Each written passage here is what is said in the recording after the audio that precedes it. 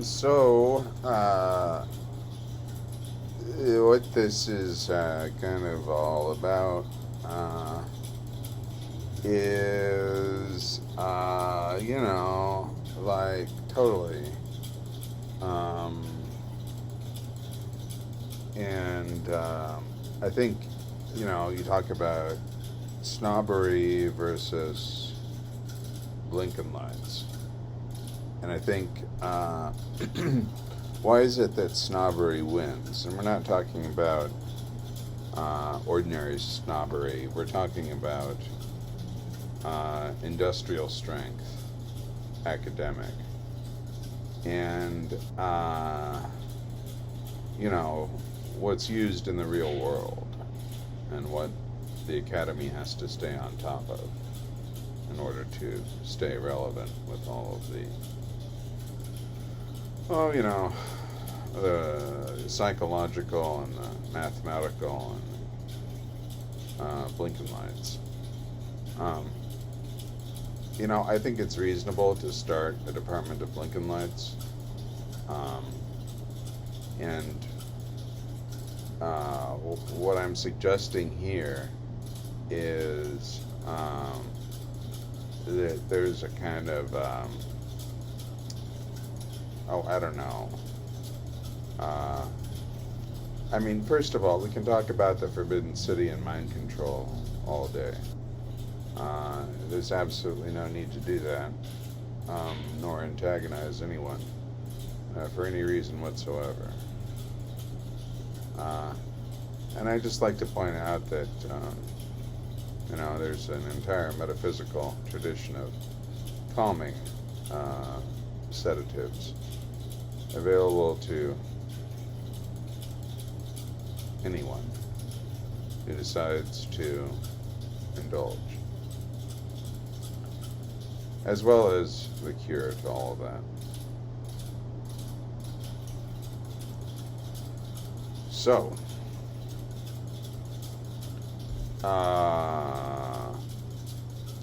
without further ado, what is this all leading up to? Artificial intelligence. What is it? Why is snobbery so important for artificial intelligence? Why is Blinkenlights a challenge to... Just hold on a second.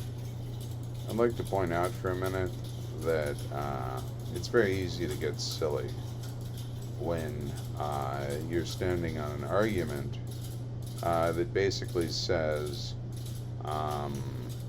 you're looking at Blinkenlights, you're looking at snobbery, and you're going, am I really going to make those my two headlights for this little indulgent sort of, it's like those films in Hollywood. I think his name is Peter Lynch. I think that's his name. But the name of the film is Mulholland Drive.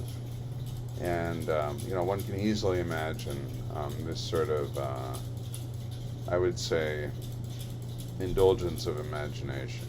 It's fine.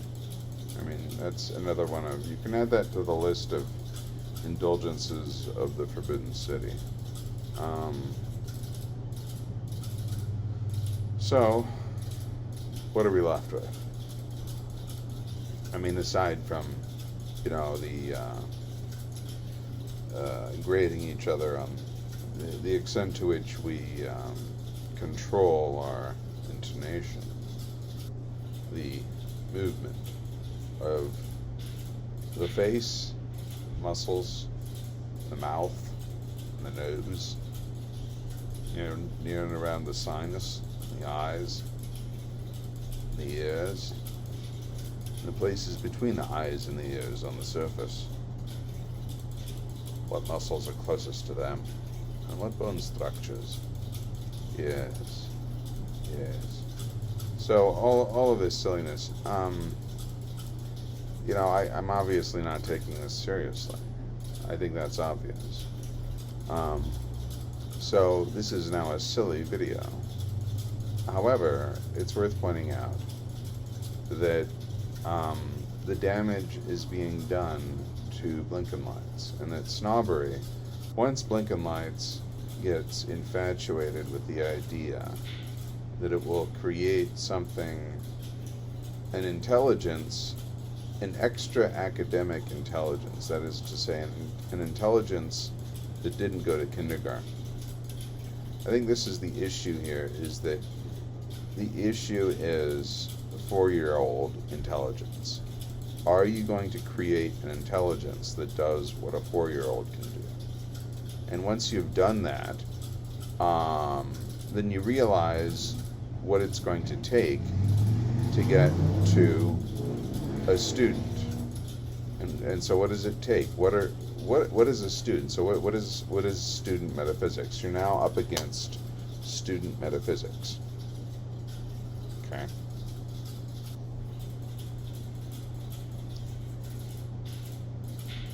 Oh, and by the way, student metaphysics is absolutely a valid criticism of what I'm calling the subject area.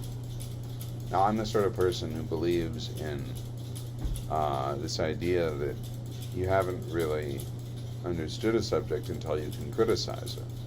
That is to say, I'm a big believer in taking both sides. Sort of a two-sided, I don't know if you call this like Janus, not two-faced, but two-sided, exploring both sides. Or I would say it's a Janus saturation theory.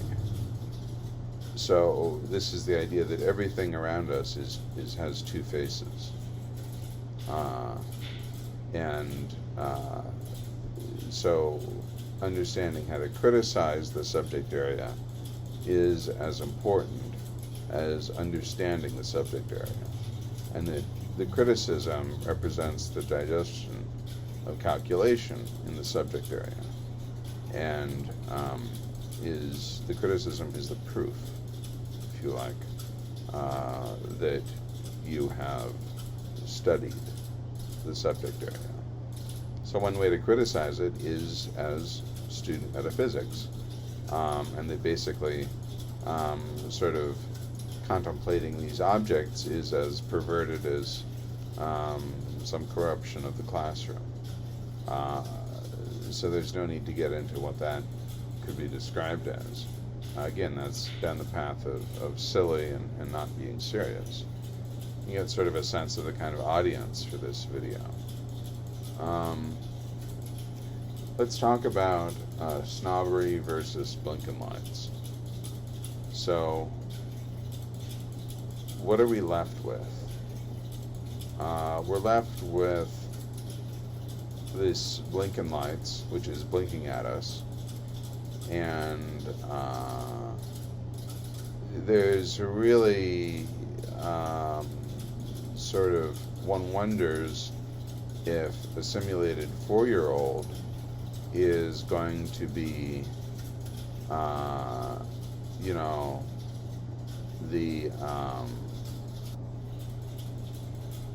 sort of what we wind up confronting with intelligence. And is there a point when you realize, what you're going to be dealing with when you confront student metaphysics? And it's basically poison gas is what you're talking about here. That's basically what you experience. You wind up experiencing poison gas.